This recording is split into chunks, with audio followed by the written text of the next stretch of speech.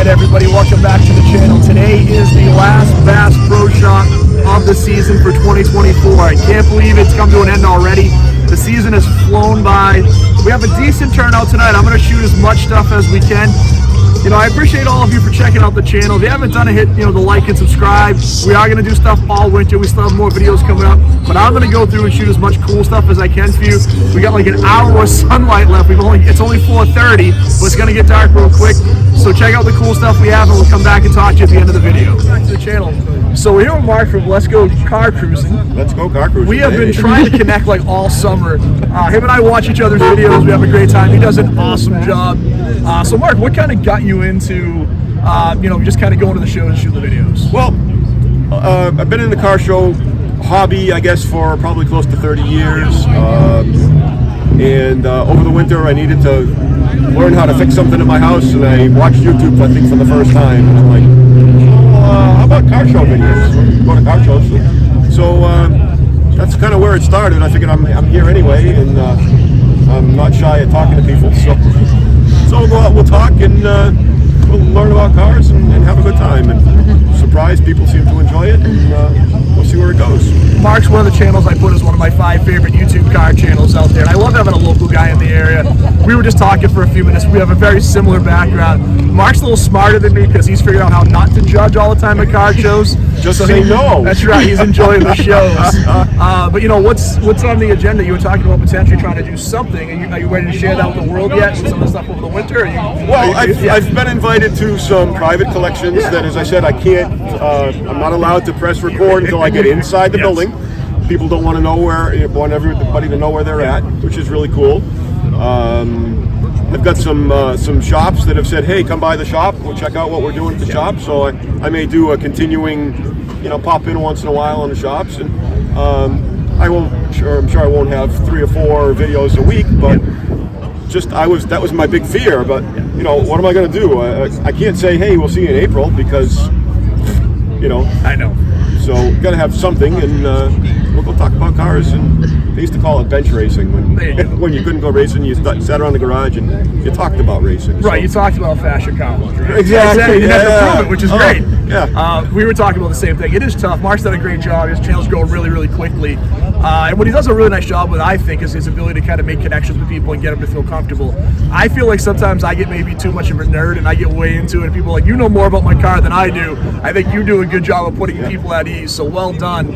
But please check out his channel if you haven't. They're doing a great job. There's a ton of cool stuff, and he does. I was telling him how jealous I am that he's retired, because he gets to way more shows than I do, and I get to live vicarious through him on the weeks I'm traveling. I don't get to see some stuff, so awesome meeting you in person. Thanks, and please check out Mark's channel. He's awesome. So awesome. Thank you. Thanks. I will shoot this car every time I see it here. This is the 2005 Ford GT Heritage Edition, my favorite car of all time. They only made a very limited edition of Ford GTs, and the Heritage was the special edition. We looked at this one before. This is the so this would be a 3-option car. Typically, you could do a 4-option car with the racing stripes. Obviously, the Heritage doesn't have the racing stripes, but this does have the radio. This does have the wheels and the special brakes. So this is a 3-option car, and the coolest version of the car. Again, I think this colored version is the best version they ever made. Absolutely love this car. We've shot it a few times. I believe it's the folks that support us over at Endicott every year that provide the buses and stuff. They're a great group of people, so awesome car. All right, guys, I want to shoot this very, very cool Dodge Dart in the orange with the Krager wheels. Really nice setup under the hood. Very cool. Cleaned up the whole, the engine base clean. Love the way the motor looks, and I like the interior. You have the wraparound stripe in the back, but then you have a real basic interior here. Bar speedometer, super simple. Column shifter. So nothing crazy on the inside, but the outside is great. I love the paint. Again, the Krager SS's look great on the back, and you kind of have the big and littles that look awesome on this car. I'm not sure if I shot this car this year, but I do really like it. It's a 69 Mach 1 with a 351 in that beautiful gold color paint, so it's a little different with the standard dog dish hubcaps. BF Goodrich tires. This has a 2006 Power Tour, so it looks like these guys took this out and actually took it across country. That Power Tour is awesome. They'll do some drag racing. They'll drive from event to event, which is very cool. But I like this color. It's pretty different from what you've seen previously. I don't see a lot of these colors anyway. And I do like the 69 with the 4 headlights. I just think it looks really great. So it's a super nice version of a nice 69 Mach 1. And it's kind of in driver quality, but a very nice driver quality. what I call my wife's section of the video. But this is very cool. This Beetle has a Vietnam veteran U.S. Marine sticker on it, which, thank you. 69 VW in red with the surf rack with the surfboard, super cool. We have a little dune buggy here, which is also super cool. I think we shot this car last year at the Foxboro JC show, so that's a pretty neat little car. And then we have this mystery machine right here, the Ford Econoline. This is super neat, and this is a very well done version of this. You see a lot of different versions of these. I think this one is very well done, and I like this iconic Econoline look. These Ford trucks are so cool. You know, kind of that cab over design. I love the front end of these. I just thought they were always great looking. And this one's really neat. Obviously, you got Scooby hanging out the front, and you got the, you know, the cutouts of the gang in there. But this is a really cool version. The paint looks great. The colors are very good. So this is a really neat version of a tribute to the Scooby-Doo car.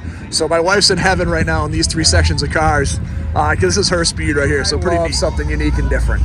This is a very cool version. This is a 1989 Shelby Daytona. This truck had the little 318 in it, so the 5.2 liter. It was a two-wheel drive truck. It was a sport truck. This is when Shelby had gone over to work with Dodge, so we had done the Omni, the Challenger, or not the Charger, but the Daytona. There was all these little funky cars, you know, that the GLHS, right, goes like hell, Shelby. So all these cool little front drive cars. Then he decided to do a version of the little sports truck. And this was kind of before, you know, really, this was pre-454 SS, pre-Lightning, pre the, you know, the Typhoon and Cyclones. This was really kind of the first really sporty truck since Dodge had done the Little Red Express quite a few years earlier. So this is a pretty neat version of this truck. And again, something you don't see all that often. I think these are the original Shelby wheels. They had put a Shelby interior, which is super cool. So you have the Shelby name on it, the Shelby steering wheel. One of the few Shelby cars I see in my life that hasn't been signed by Carroll.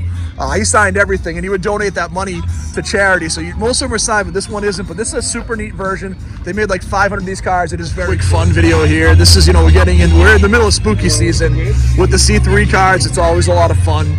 And this one's a pretty neat version of, you know, just a pretty simple C3 convertible, but they did a great job of putting in all the Halloween stuff. Very cool. Guys, it's going to be really loud here, but we want to shoot a couple of the cars that are being featured up here just because they're really nice. We have this beautiful Fairlane 500 and this super cool wagon. I believe I shot this wagon at Spindles a couple of years ago, but I love the deep dish rally sport wheels. Look so cool on this. Very cool little wagon. Check out all these Cobras here. Very cool. I just shot that one, I think, last week at La Salette. But a bunch of the Cobras. This is my favorite. The Cobra Daytona kit car is awesome. And what I love, this is so cool, so I want to share this with you. So take a look at this.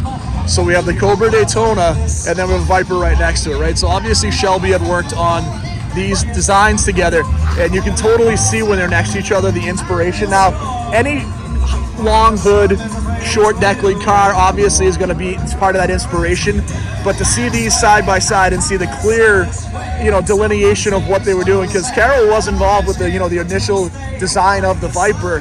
So these are super cool together. I want to go through and just kind of shoot them. These are super nice. So I'm absolutely digging these two cars together.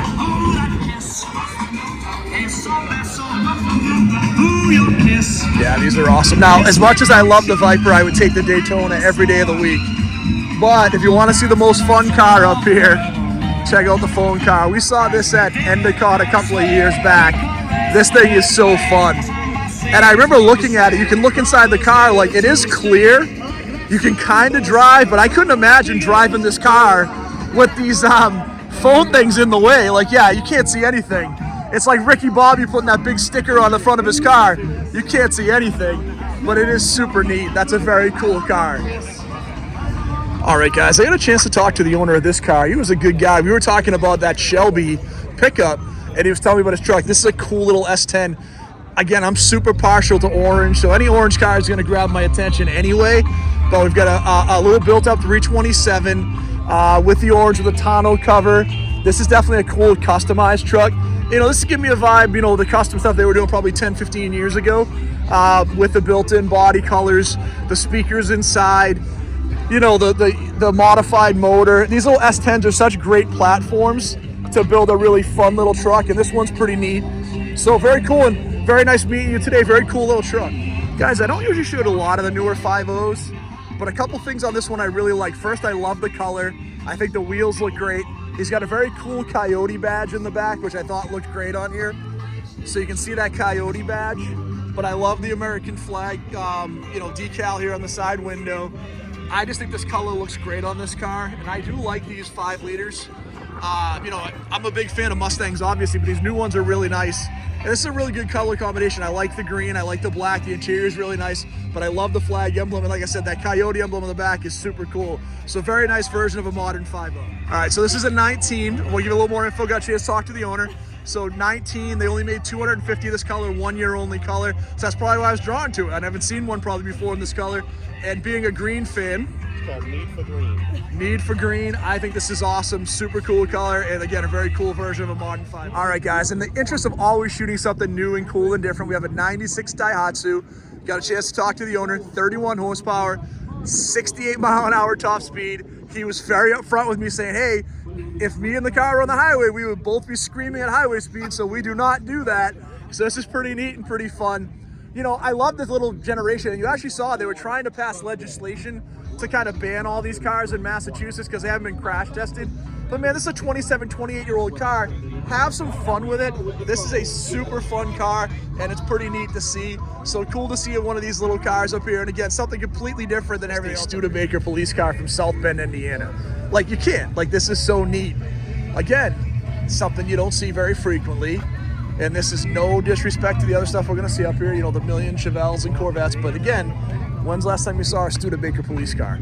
And this is so cool. Has all the original old school lights, the siren. The inside is super like old school and original. Just a really fun old classic car. And again, any of the old police cars, any of the cars that did like, like work back in the day, the old work trucks, the work cars, I'm just fascinated by it because these are cars that made America. And people don't realize, they think like they're, fragile. And these things were doing all that work back in the day, so they're very neat. All right, guys, I'm gonna shoot this beautiful 32 Ford, but here's the cool story behind this Ford. The owner bought it 20 years ago, built it himself, which is awesome. It's got a little 350 in it, bored out to 358, 400 horse, 355 rear end. So this thing will do about 130, but it looks awesome. He did a great job with the build, and I want to say thank you. He is a Vietnam vet, Navy, 3 tours over in Vietnam in the 60s, man. So much respect for these guys. They did stuff I can't even imagine, and this is a beautiful version of the car. Suicide doors. What's super neat here, too, is you have a Prowler right next to it. So you see what Plymouth was trying to do. They had these really cool ideas what the hot rods were, so they made this, you're good, no worries. They made this very cool version of a modern hot rod. And I've said this before, we shot a few Prowlers this year. The miss on this car, the 3.5 V6 with 250 horse. Like if they had just put a small Hemi in this thing, it would have been a monster. But the problem is they sold a bunch of them and it was like $45,000, similar to like Corvette money, and people love the style. We love the style too, but to see this really cool old hot rod next to this is very cool. All right, guys, so I have a pretty cool 87. I'm pretty near and dear to the C4s. I like the purity of the first gen C4, like the original ones. 84 obviously was crossfire injection. It had that really weird 4+3 transmission. When you went through like 85 to 87, this was kind of the most pure version of the car. 88, they went to like the salad shooter wheels. I really like this first edition wheel on the car. I like the round tail lights. I owned a 93 because I like the LT1 motor better than the L98. You know, the L98 has a ton of torque. It's just not as much horsepower as the LT1. So there's a huge debate, but what was cool on this car was a couple of things. The cool exhaust, I love the back end of the car, I love the wheels, and you had that really 80s style interior, right? So this had that like that video game style interior, the Atari Nintendo style, which was super cool. And we were just talking, these cars were really over-engineered with technology for the year they came out. And what's cool about these is, you know, now the problem is you have to buy that technology, but it still looks timeless today. It still performs pretty well. I will tell you right now, a C4 Corvette at 70 miles an hour on the highway cruises like nothing you'll ever see, and it just does an amazing job. It's so comfortable. You can do like 2,000 RPM. It'll get 25 miles to the gallon at 70 on the highway, and it just cruises along, and it's a very fun car. So if you're looking for something, it's also one of the best values out there. Snag them up before the prices get crazy. But the C4s are starting to get more love, and I've always been a fan. All right, guys, I got to shoot this Buick by our friend George, who had the S10 we've shot. We shot his Blazer. He always has fun stuff. We shot his he had a Camaro SS. This one's pretty wild. 500 horsepower twin turbo V8 Regal that's been cloned to look a little bit like a GNX, but he's very on purpose, like it isn't really, you know, he knows what the car is. It's super fun. He says this is probably a 10-second car because he's owned an 11-second before, and this is quicker.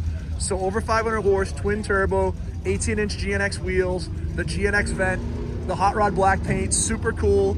And I wanted to share this car because, again, he always has cool stuff. What I love about him too is he always buys stuff that he loves. He's an LS guy.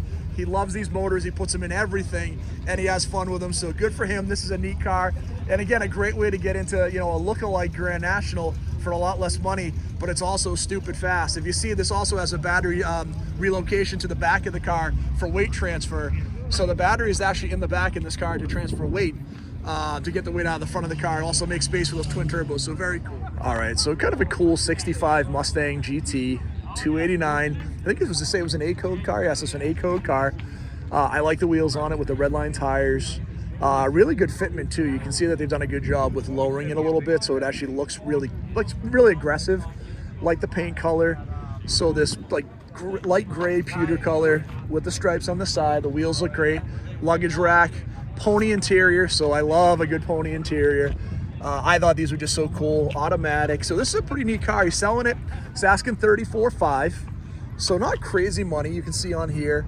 I think maybe, you know, this is probably $30,000 is the right money for this car. You know, these have come up a ton. You know, a few years ago, again, you got to remember, in 65 and 66, they made 1 million of these cars. And I'm not saying that like an exaggeration. They literally made 1 million. They sold them between 64 and a half and the end of 66. They sold 1 million Mustangs. That's just wild when you think about it. And this is a really nice version of it. And the price that these have come up, this one, I would say, you know, again, if I were to buy this, I would look at something in like the $30,000 range, and then maybe put, you know, $4,000 or $5,000 just in detailing, kind of cleaning up the chrome a little bit. But this could be a super nice show car. It's not too far off. There's just a few little things that it needs. Like even look at the body shut lines are pretty good on the car. So this is pretty neat. And again, nice interior. Love the pony interior. So this is a pretty fun car. And again, a great color combination. All right, guys, I want to shoot this beautiful 66 Pontiac 2+2. It is a friend of ours from Bay State. I absolutely love this car for several reasons. 421 tri-power, 8 lug wheels, but look at this body line. Like, you know, you saw like, you know, all the Chevys and stuff from this, but I love this fastback style. Again, when I think about like the Impala, and I always talked about that logo in between the Impala and the back seats, Pontiac did something very similar. The interior is just so cool on this. This is a manual transmission car. I love the canted gauges towards the driver. They look awesome. You know, I talked about, you know, GM was doing a lot of stuff that was similar with the bar speedometer. Almost all of them had that. You hear me talk about it a lot. It's probably like my biggest pet peeve that GM did that same speedometer and everything. But you look what Pontiac did here. They really enhanced it, right? Like we talked about what Cadillac did with those canted gauges towards the driver, and these seats are beautiful. What's wild in these cars to me, all this horsepower and like no headrest, right? So you want to talk about like how do people not get whiplash back in the day? Well, 421 with all the torque in the world, you know, tri-power, so you know 3 carburetors, but no headrest. Like this is just absolutely wild. So super car. I love the style on it, and I have not seen this one, so really nice car, and happy to share your version of this car with all your cool Pontiacs you have. This is one of my favorite. This car every show like we always do, but I haven't talked about it all year, and I'm going to talk about it. It's the end of the season. You know, this car is awesome. We were talking maybe 2 months ago, both of us, about potentially getting rid of our Fox bodies, and it's the end of the year, and we both still have our Fox bodies, so I don't think they're going anywhere, at least not until next spring. But he's done such a cool job of keeping this car really nice. Like, I gotta give him a ton of kudos. Like, I love his engine bay. Like, this is my version of good. And I'm gonna take a picture of this over the winter so I can aspire to get my engine bay as clean as this one is. Because he just did a really great job. It always looks good. This car always just shines. This car is like 36,000-ish miles, somewhere in that neighborhood, 38,000. So he actually drove it this year, unlike me. So good for him. Love the pony wheels. But, you know, I'm a big fan of the LXs. You know, this obviously is the airbag version of the car, the 140 mile an hour speedometer, the tri-bar on the dash, but this is just a nice version. And it's funny, I've seen the car all year, but I don't think I've actually shot it at all this year. So to end the season, we got to give one of our fellow Fox body guys some love. And this is a beautiful version of it. And he thinks I'm kidding, but I am going to shoot under his hood because I do aspire to get the underneath of my hood to look as good as this one. All right, everybody, awesome night up here. Last night of the season. Got the finally connect with Mark from Let's Go Car Cruising. Saw a bunch of friends up here. Man, this is always like bittersweet, the last of these of the year, because we always wait until April, and it's the same thing in April. It's freezing cold. We all can't wait to get out. The end of the year, all of us are out here kind of wrapping up the season. It's been a hell of a year. Man, I want to say thank you to all the clubs we've worked with. But the reality is, this is usually the end of the season for us. We'll get over to 1 or 2 more shows, but to me, when this one ends, it really feels like the end of the season. And we're in the middle of October. It's that season of the year. So I appreciate all of you. I will tell you this winter, we're gonna do some stuff specifically around some of the best we've seen during the season. All the different model brands: Mustang, Pontiac, Corvette, Camaro. We'll have special videos for some of that stuff. We'll do some reaction videos to some of the cool stuff that's out there. Maybe shoot some other some other things. I have some other stuff kind of in mind, so it should be a really good winter. I appreciate all of you. If you haven't done it so far, please hit that like and subscribe. I really do like talking to everybody. So if you see me at a show, come grab me like a few of you have. I appreciate everybody. We'll talk to everybody really soon. Thanks, everybody.